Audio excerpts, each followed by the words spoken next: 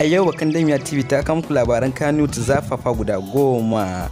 Idan yau ne farkon zuwan ku wancan dan mai albarka, muna roƙon ku danna mana subscribe, sannan ku danna mana alamar ƙararrawa don muna ɗaura sabon shirin mai ke samun ku. Sai ku biyo mu ku je tattaunawa tamu ta kasance tare da jaruman kannywood guda 10. Hakika ina son Adama sosai, ba don matata ta gida ba da na ƙara aure da Adama. Dalilin da yasa nake son Adama, halin ya zo ɗaya da ita daga bakin kamai. Ba dan ba na son namiji mai mata ba da na yi da kai daga bakin da fisa izzarsu.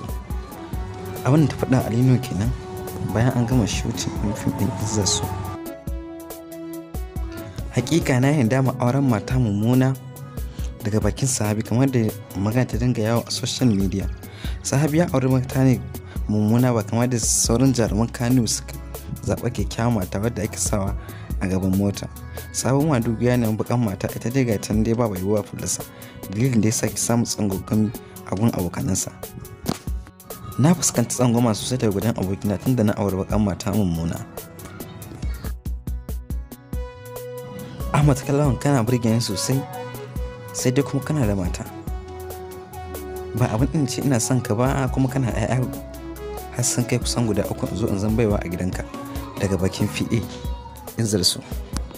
Sai kuma gashi ni ma bana son mai mata, ballantana har da 'ya'ya guda 3. Ba zan iya auren ka ba haka, ka yi haƙuri Ahmad Lawan. Yakubu Muhammad da 'ya'yansa guda 2, sai kuma Sandan da ɗayansa guda 1, sai kuma ɗan Ahmad Lawan izzarsu sun fitar da wannan watan ne na barka da sallah. To PA sai da ke haƙuri, ba zan iya yi mata ta kishi ba saboda ina zaman lafiya da ita.